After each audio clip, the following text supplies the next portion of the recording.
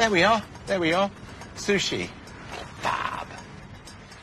In just 6 years, Masaki has transformed local tastes, just as all those immigrant chefs did in Sydney. The neighbours can't get enough of his sushi.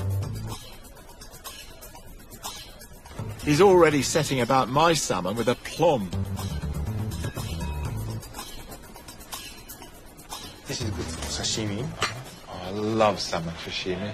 I just love watching the way really well-trained sushi chefs work. There's such a delicacy about the way they cut everything. It's like a sort of form of massage to me. It's just so peaceful. I just cutting off the fatty part, a little the fishy flavor.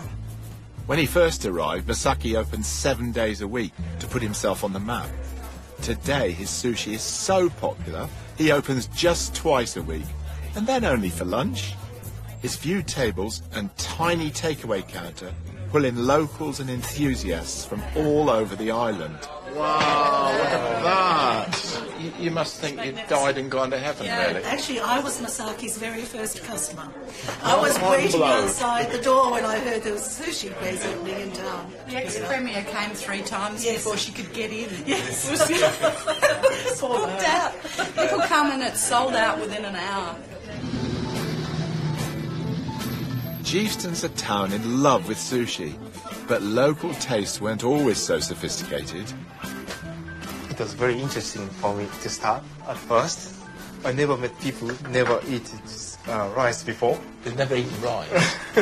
I was a sushi virgin. I just wanted to introduce my food, and then just people started coming back again and again. The locals have embraced Masaki's sushi, and Masaki has done the same with the outstanding local ingredients. I thought the best way is using local produce. So, for example, beetroots.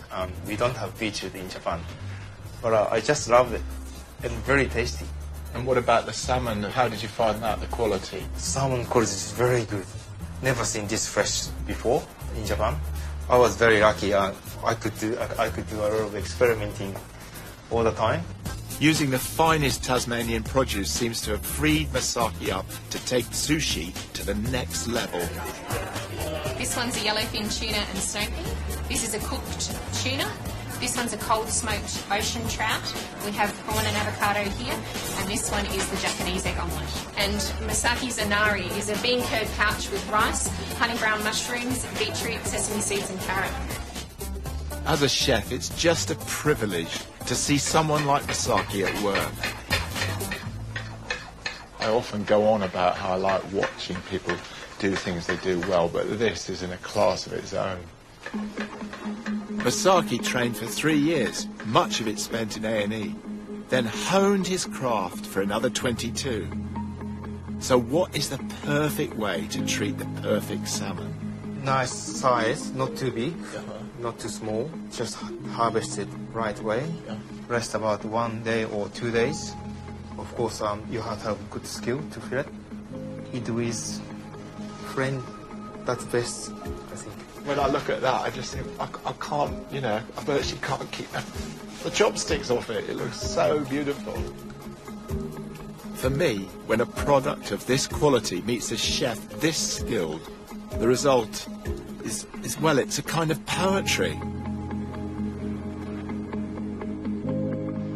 That's it. They're closed now for 5 days. They need to get on with the more serious things in life. Surfing, fishing, maybe a bit of gardening. And for me, it's a great business model. It's called Less is More, because this is some of the best sushi I've ever had in my life in this tiny town. It's unbelievable.